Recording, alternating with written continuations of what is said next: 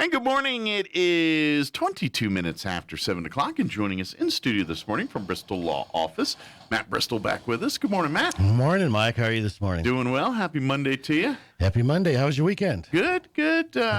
Had some friends over, did some stuff, and but overall wasn't overly busy. Kind of a pretty low-key weekend for me. So how about yourself? Saturday, I taught Hunter Ed. I've been teaching since 94, 95, and I teach wilderness survival. Ah. So we actually start fires in the classroom, indoors. So Oh, okay. Kids just love that. I imagine I'd be pretty cool about that, too. And of course, if it's wilderness survival, they're probably learning to light fires with things other than matches. Oh, yeah. And lighters. Oh, So yeah. Yep.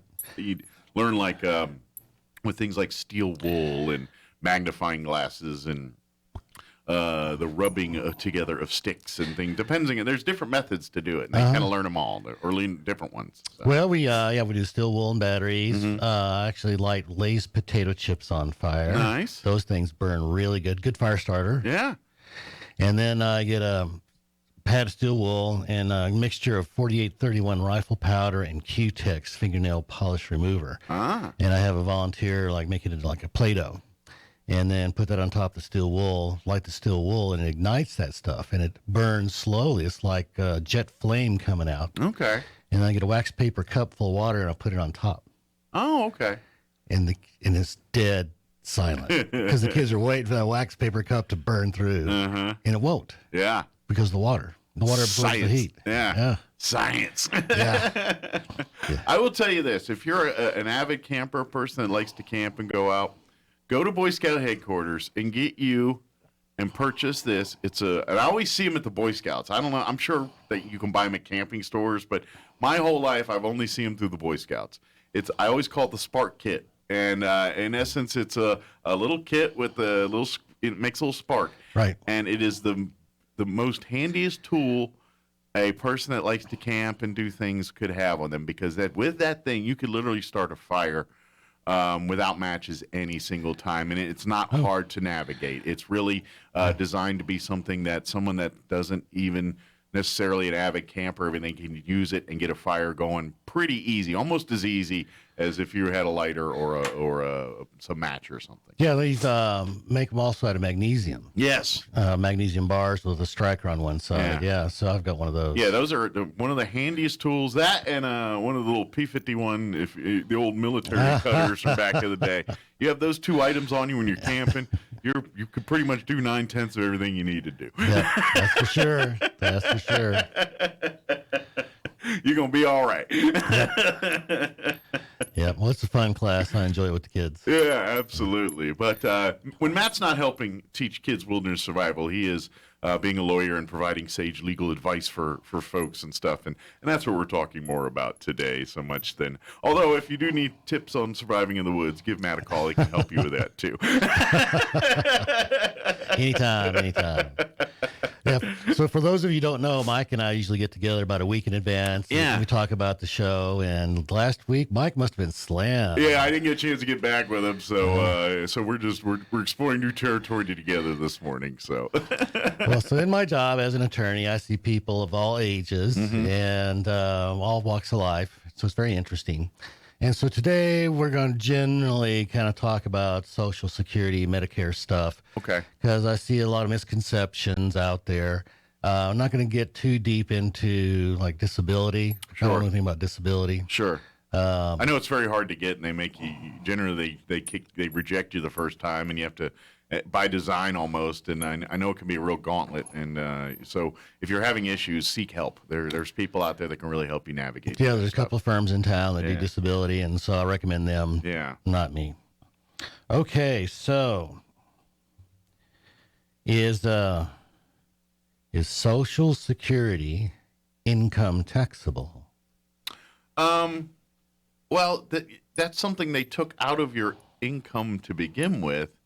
I'm going to say I thought it's not, and they were wanting to try to tax it. Is that kind of what I've been hearing, or? Well, on the state level, Okay. some states tax Social Security at certain levels. Okay. And New Mexico is one of those. Okay. But even at the federal level, so there's a couple different things. So there's what's called full retirement age. And it used to be 65 for everybody. Now it's kind of modified up. I'm like 66.4. Okay. So if you're getting Social Security before full retirement age and you're working, then depending on how much you make, your Social Security could be income taxable and penalized. Oh, wow. After full retirement age, there's no penalty, but it may be income taxable Depending on where you live. depending on how much money you make. Okay. So if you got like 2 pension checks plus Social Security, your Social Security may be income taxable. Okay. So basically, if you were smart and financially planned for yourself, they're probably going to tax your Social Security. Yep. If you didn't, then they're going to say, all right, you're trying to, eat sardines out of cans. We're going to not worry about you. So is that in essence kind of what it is? Well, yeah. No, related question is Medicare. Is Medicare means tested? I don't know. I'm not a big familiar with Medicare stuff, so I'm pretty naive. Most people, yeah. Well, welcome to the club. Yeah. So, Medicare is means tested because the more you make, the higher your premiums are. Okay. The less you make, the lower your premiums are. So it is means tested in that regard. But either way, that one's still beneficial. So I mean, oh yeah, like what I mean by that is like my in-laws, they're of that age where they've retired and things like that, and they just the last couple of years got to the point where they're at the age where they're eligible to get on Medicaid and stuff like that. And for them, and my father-in-law, of course, he owned his own business for years, so he's used to. He was an accountant and things, so he set himself up smart. Good for him. But a lot of it's done on his own. It wasn't like he worked for a company that set up all this stuff, and so. But for them, they finally got to an age where they were, and I remember a couple years ago they were so happy because even though yes their income requires they're going to be paying premiums and things, but compared to other insurance or them doing some of this outright, they've actually more affordable. Yeah, it's much more affordable for them. So they were very happy when they. Matter of fact, I think there was a couple things they were holding off on, and then they got to that age, and they're like, "All right, let's get them done now." You know what I mean? Funny, now that we get to all that, so they could pay less out of pocket for this stuff. Sure.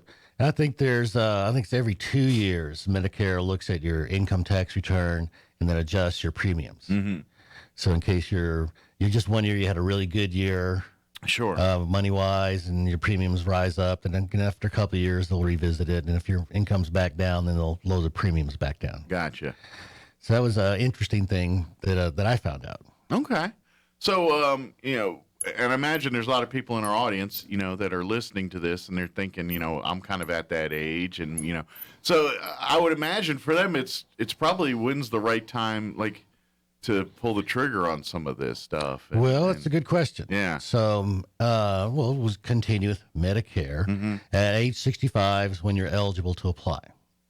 Now, let's say you're employed, you could be working for the state, you already have health insurance coverage, and do you really need to apply for Medicare if you're already covered? That's the question. Okay. What do you think? My gut says no, but it's probably the more the merrier. So you're probably saying yes, but I don't know. There's 2 reasons yes to sign up. Okay.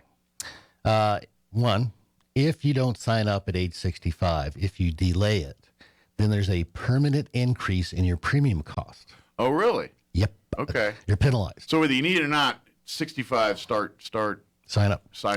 You can sign up to 2 months early, 2 months late, I think. Okay. Secondly is once you're eligible for Medicare, your employer's health insurance coverage so double check, consider that to be your primary coverage. Oh, so they may dump you or decrease your benefits. Decrease your benefits big time. Okay. Yeah. Now, do you get an option that, or they just tell you? Well, it's probably somewhere in those 42 pages of the pamphlet. Something you signed. Okay. So maybe check with the HR department. Check with the HR because your benefits may change drastically there. Now, in theory, if that does that, you're hoping that where one's dropping it, the other picks it up. But that may not always be the case. So make sure you're really doing your due diligence on that. Absolutely. Yeah. Yeah. Check with your employer's health insurance folks. So say that's the case. What's the option? Is it supplemental insurance for those kind of folks, or what do you recommend for those kind of folks? If they're employed, their employer's health insurance is probably going to act like the supplemental insurance. Okay. So Medicare covers some things, doesn't cover other things, like it doesn't cover hearing or dental. So you get supplemental coverage for that. And then Medicare does have some out of pockets. So there's more supplemental plans that you can get in addition that would cover those out of pockets. Sure. Also, there's two Medicares. Did you know that? I did not know that. Yeah, I was kind Okay. of shit up. You see this stuff on TV, but Sure. until you get that age, it's like you really don't pay You're attention. right. Yeah. Until it's in your wheelhouse or something you need, you're kind of Yeah. it's the back of the brain there. So they have what's called original Medicare, and then they have the secondary Medicare is actually insurance through an insurance company. Okay. So what's the diff, right? So is that like privatized Medicare or something? Kind of, sort of. Okay. So the original Medicare is you walk into a doctor's office, they say, you take Medicare? Yeah, here's my card. Nationwide. Okay. Take Medicare? Yep, here's my card. You're covered. Then the other newfangled stuff is almost like a private insurance company. Is they have doctors that are in circuit and doctors that are out of circuit. Okay. So if you go to a doctor that's out of circuit, they're not going to cover it. Interesting. Yeah, so got to be careful about that stuff. So I'm wondering. It's kind of like an HMO thing. Yeah. So I'm guessing. I'm kind of curious because when doctors, and I don't know how much of that's like when they decide what insurance they take and don't take and all of that, and I'm sure reputation comes into play on some of that where they're like, well, those guys don't pay. Like we apply, and I'm sure some of that comes into play there.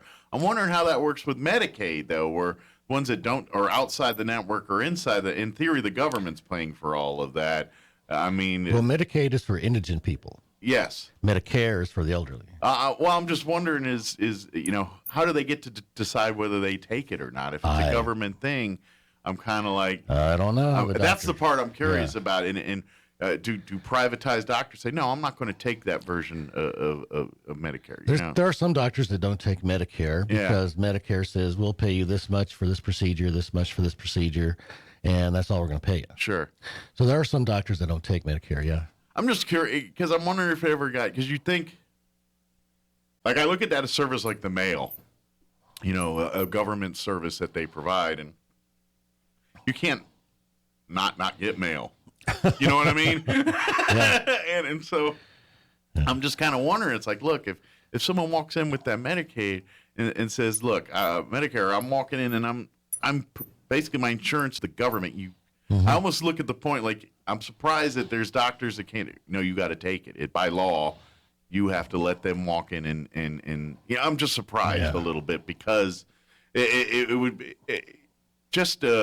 And I get doctors get the choice of getting paid and all this other stuff, but at the same time, when something's a government program and you're telling people you can go anywhere to do it, and then you can't, in theory, do that. I'm wondering, I'm surprised government doesn't penalize or do something to make it where basically anybody should be able to walk in any doctor and get treated with a government program in essence. I don't know. Yeah, I think if the Medicare is covering 95% of whatever the cost of the procedure is, the doctor's likely to go along just as a public service. Sure.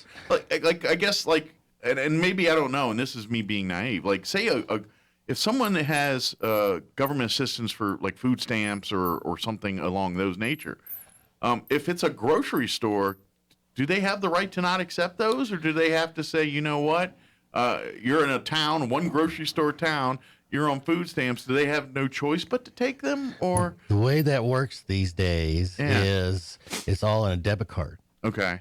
So many dollars are deposited into the debit card account. Right. So when they use that debit card, it's just like cash. Gotcha. But I mean, do grocery stores have the right not to accept that? It's just cash, so they would not refuse. Okay, I didn't know if it was. I know when I hear like we accept EBT, WIC. I see that all the time. But you can't use that for, I think, tobacco and booze. Yeah, I know there's certain things you can and cannot buy with it, but I didn't know if a grocery store, and it is labeled as a grocery store, not a 7-Eleven or an Allsups or something, an actual grocery store. I didn't know if they had a right to refuse on that kind of thing. It's a debit card with cash. That's how it operates these days. Okay, I didn't know. I'm a little out of the loop on that kind of stuff. And the only reason I'm mentioning that because I kind of look at Medicare as almost that same, or Medicaid certainly, but is that same vein a little bit. It's like, hey, the government's saying we're going to help you with this. Mm-hmm. Anywhere that does that service, in theory, I would think has to accept that. So I don't know. But well, had a thought and lost it. Sorry. That's all right. It's Monday morning. Should have written it down. Yeah, so that's one of the things I learned in my business. That stuff's on debit cards now. Okay. I didn't. Yeah, I was just curious. I didn't know if and that's the only reason I brought it up because I kind of look in my head about what rights do the business owner have as far as accepting or not accepting these kind of things. Well, so this stuff does come out of your paycheck. Mm-hmm. Okay, so sometimes I have clients in dire straits, and I tell them, so you go down and to the state office mm-hmm. and see if you qualify for food stamps, see if you qualify for some kind of Medicaid. Right. And these people say, well, I kind of hate to do that. And I tell them, well, guess what's been coming out of your paycheck all these years? This is why you pay these things, your taxes and your Social Security. Part of your taxes go to Medicaid, FICA. Food stamps, WIC, all those government programs. Some of your money, you've been paying into that all these years. So when you need it, go get it. It's your damn money. Yeah. That's why I'm a little bit, and I'm sure a lot of other people agree with this, a little skeeved about taxing on that. You're like, look, I already paid into this once. This is kind of a double dipping kind of scenario when you tax me on the way out with it too. I feel like I've already paid it as a tax to begin with. You know what I mean? I know the government looks at it differently, but I could see how a lot of people see it that way because I think I'm kind of that way. I'm like, look, I already paid this once. It's my money. Give it back to me. Yes. Used to, it was if you were full retirement age and working, you could earn up to like $14,000 a year before it became taxable. Gotcha. So I don't know what it is these days. Yeah. But under full retirement age, if you make too much, then it's penalized and income taxable. Well, did some of this change over the years too when they realized that they got to do other things to make sure that people 20, 30, 40 years from us also have Social Security? Is that some of that what changed over time with some of that stuff? Or because I know when like Social Security came out now, we've all seen the debate. They're like, well, maybe Social Security won't support itself here in 30 years or whatever that number Well, is. what happens is the Social Security taxes that you're paying right now mm-hmm. are being paid out to people on Social Security. Correct. Yeah. Yeah. So there's actually no bank account with your money in it. Right. So this is not you deposit your Social Security in an account and get it back later. It's a pay as somebody else goes. Sure. So we're paying for other people on Social Security. If there's not enough generations behind us to pay for ours, Right. That's where we're going to get in trouble. I didn't know if some of these, taxing on it later came in as a way to try to offset some of that cost kind of thing. 20 years ago, I felt Social Security at some point would be means tested. Yeah. If you have enough other income, then your check's going to get reduced. Yeah. So I think ultimately they'll get close to that, something similar to that. They can't say zero. But they might if you got $1 million retirement income. And I could see that too, because in all fairness, a person that's, making Trump money and living around, and that Social Security check is not even noticeable to that person. It's insignificant. So I can understand why that. Oh, okay, let's take that money and disperse it to someone that will truly need that money as opposed to someone that I completely understand, and it should be that way. So maybe it's 2 times the median income, or if your other retirement income is 2 times the median income, or 3 times, and they'll start reducing it. They'll have some kind of formula. Sure. But I think that's one of the things they will end up doing. Sure. Yeah. So really, as far as legal advice going, I mean, obviously talking to an expert with disability and all that stuff, that's key here. But On that, yeah. I mean, at what point do lawyers need to get involved when it comes to Social Security and things? Is when you're being denied benefits? Is that at that stage, or is there a sooner point you should be talking to a lawyer about some of this stuff? Talk to a disability attorney about disability. Uh huh. After that, you really don't need an attorney. Probably just call the senator's office and talk to them. Gotcha. But there's at least one insurance company in town that knows a whole lot about this stuff. And Okay. so I do refer people to them. Okay. Um, But like if you're questioning the numbers, is that when you talk to a lawyer, or is that when you're talking to a senator or yeah, somebody? talk to the senator's office. Okay. Yeah. So the amount of Social Security you receive depends on how much you paid in. Okay. Okay. So,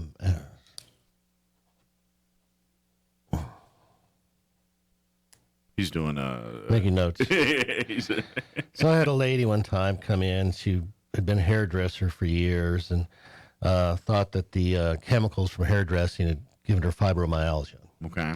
And so she'd had, she'd rented space in somebody else, and then she got a place, her own little place, and so she'd rent out spaces to other hairdressers. That's how that stuff works. Gotcha. And her husband's a school teacher. So her hairdressing business always reported a loss every year. And so that reduced his taxable income. Okay. So I don't care what she was, doing with the cash or checks that she was receiving from her hairdressing business.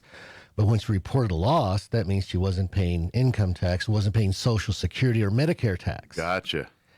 And so now when she wants to be on disability, it's like, sorry, you never paid in. So in essence, she don't get to enjoy those benefits. She didn't get disability. Okay. Now, the other one is called old age, retirement. So she could, when she reaches that age, get some benefits based upon her husband's earnings. Okay. But she didn't have her own earnings. So you don't put in, you don't get out. Gotcha. And I would imagine too, this is like, and I'm guessing it's been a little bit since seen one, but when like every once in a while, but usually it's a year or so, you get that letter from the government saying basically how much you've paid in over your life and all that stuff, and that's that letter kind of telling you, what kind of numbers you've put in and what kind of numbers you can expect when you hit the ages appropriate to collect some of these. And things. you can set up on my Social Security account and get that same information. Yeah. I just remember getting the letter like once a year now, and I know modern technology lets you do that a lot quicker and things. Yeah. But I just kind of remember getting that piece of mail every year. And at first, you're like, "Uh-oh," you think it's a summons, or you think it's something like, "Uh-oh, IRS, I owe money." It's something bad, and you open, it's like, "Oh, it's just the letter telling me, how much I paid in and how much, if I retire today, this is what I do," and da da da da. Yeah. So the other thing we see sometimes is husband self-employed and wife doesn't work. That's typically what it is.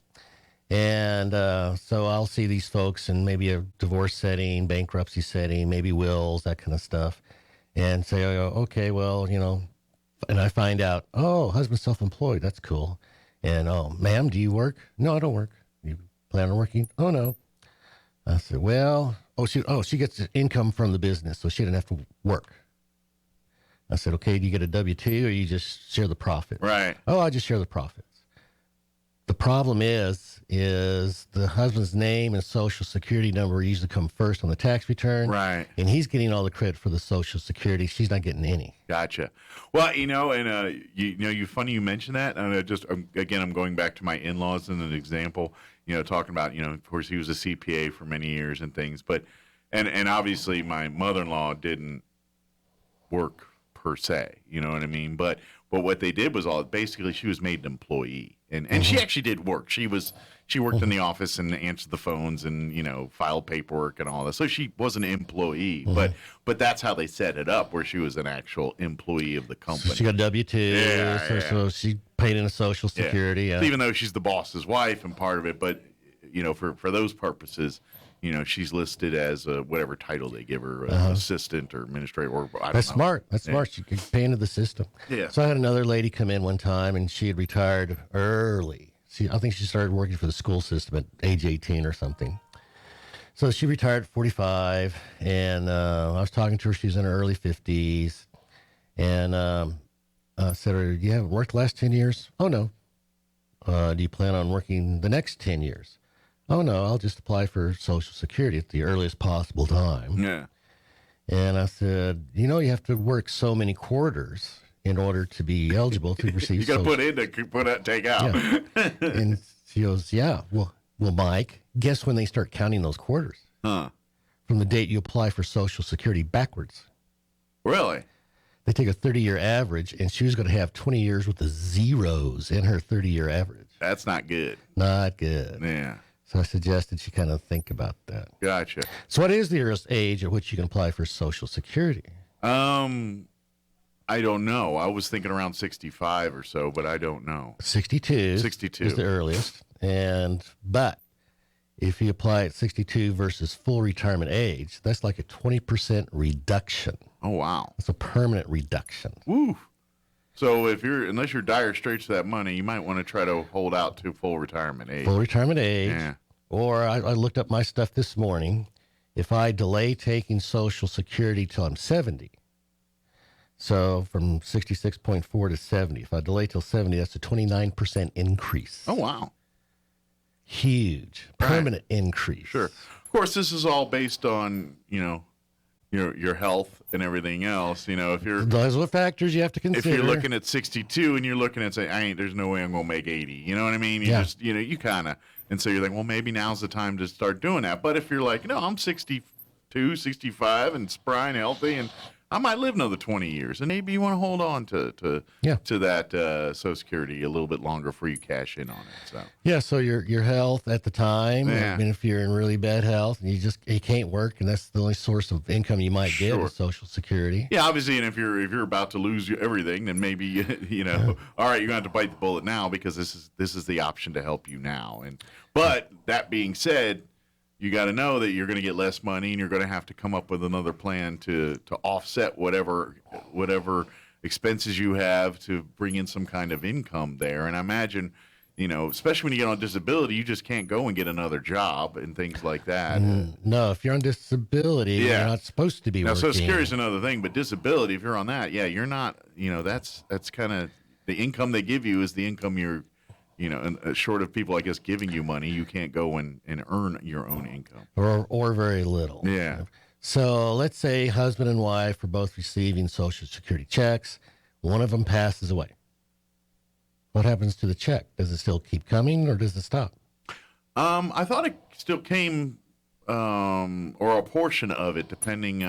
Maybe you don't get the full, but you get a partial, depending if you're married or not, I'm guessing. The surviving spouse can choose the higher of the two checks. Okay, so basically you get to pick whoever has the bigger check, and you get to bring that one in. But the smaller check stops completely. Okay. And a lot of people aren't aware of that. Okay. So that always surprises me. So You don't know that? I'm sure you take averages, but say the wife, and that's probably how usually it's the husband that dies first, too, just to kind of, you do the math here. Yeah. And that's statistically, that's how it goes. And so, and also statistically, it's usually the male that probably had the higher income over those years, and in essence would get the bigger Social Security check. So Right. odds are it's usually the husband, but that's not always the case. Not always. But generally speaking, that's probably. And I'm curious if that pattern changes over time. Like you obviously, like 20 years ago, that was probably almost unheard of to have a female with a bigger, you know what I mean? Right. And now, times have changed a little bit. So you probably see more and more. And I imagine in another 20, 30 years, I wonder if that gap goes away altogether, I have no idea. that was just me thinking, gee whiz, curiosity out of social and everything else, and how the lay of the land has changed. Where we went from the 50s where it looked like beaver, and mom stays home and takes care of the kids, and Ward goes off to work and comes home with the cigar and the slippers and the whole 9 yards, to now, everybody and their uncles win and they scream around and get, I'm just curious how that's changed and how those proportions are going to change as far as who's the bigger retirement and who's getting them. I'm just, as a study of people, that's a stat in my head. I'd be very curious to see it change and trend over the years, Hard to know. Yeah.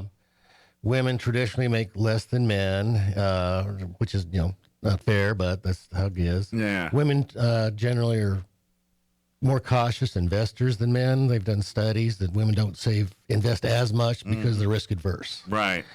Men tend to invest more, but that's because they like playing poker kind of thing. Sure. Sometimes. So women need to save more. Sure. They need to have their own retirement. Sure. They need to look after themselves. Plus, I would even throw the gender for older, for generationally. We talk about gender, like you say, men generally invest in things because I also think men were generally groomed to do that. Like when we were growing up, you teach women domestic stuff, and you know what I'm saying? And where the guys were like, "You're going to be the one with the bills. You're going to be, so you need to learn about," And I know that doesn't apply today, but Hope not. Yeah. But that's kind of our parents, and that's kind of how they were raised. That generation, yeah. And so we're breaking that cycle a little bit. So and again, this is back to me curious if those numbers shifting where I'm very curious to see where maybe it's not the male in families that's the big earner, where that shifts a little bit, where it's more 50-50 versus whatever it is right now. So I had a friend worked in an oil and gas firm in Artesia. Mm-hmm. Excuse me. And he asked, could I come down and give a little talk about wills, powers of attorney, getting all that kind of stuff straightened up. Right. So I said, yeah, sure, no problem. So mixture of men, mostly women, office workers. Some were bosses, some were secretaries, to different ages, all the way from the mid-20s to up to the mid-50s. And so I'm talking about estate planning and, you got to plan for retirement and save your pennies. And I said, ladies, having a man is not a plan. And all those older women are all nodding their heads. That's for damn sure. And the younger women are like, what are you talking about? That's not the plan to begin with. And so, I love that. But I just saw the time. Do we got a little time for some fact or fiction? I can't remember what you call it. I always remember fact or fiction. Fiction and fact from Matt's Almanac. There you go. So the pediatrician is a children's doctor. Yes. And orthopedic has the same root word. And you think, well, what does an orthopedic have to do with kids, right? Yeah. But the orthopedic trains bones to be straight. And what do we do with children? We train them. This is true. So the root word for child and train is the same root word. Interesting. And that's the Greek mind. You train them. That's what you do with them. Sure. So I thought that's an interesting concept. I love the fact because you're right, because that's in essence that's what kids are. I mean, that's what, as parents, that's our job, that's our thing. So to me but for the Greeks to kind of just mind meld that as one thing, I like that. That's pretty cool. I think that's interesting. Yeah, absolutely. Of course, folks, if you need legal advice, anything, family law, even financial advice, he's a lawyer by day, but he probably spends just as much time giving families financial advice as he does legal advice sometimes. We do a little bit of everything, yeah. But you can reach out. BristolLawOffice.com is the website, and you can go there and get an appointment scheduled. You can also call, too. Yep. 625-5284. Yeah, very good. And of course, his office is located right here in the J.P. White building in the 4th floor, but you just can't roll up into this building. So get an appointment, give him a call, ask some questions.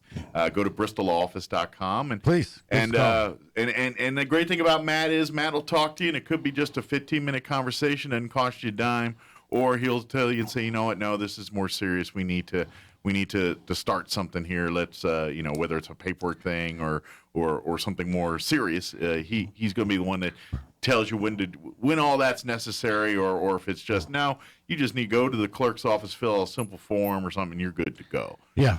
Well, we help people fill out forms all the time for family law, probate, different things. And it doesn't hurt my feelings to help people fill out forms. Sure. I think that makes the law more accessible. Well, and then the theory too is that if things are more serious down the road, you're going to come back and see, help them with the little stuff, and then hopefully they don't need it, but if they do, you're coming back to help them. But at some point, generally there's one or two little things they'll need help on. But absolutely. Thank you, Mike. I enjoyed it today. Anytime. It's always fun. Maybe we should wing it every time. Why not? That's been half my life doing that. I have these nightmares. One morning I'm walking in and say, I don't have anything. We'd still figure it out. We'd still come up with 30 minutes of something we'd find. I just know we would. So thank you, Matt. Appreciate the Thank visit. you, Mike. We'll see you next See you time. then. All right, it's 7:50.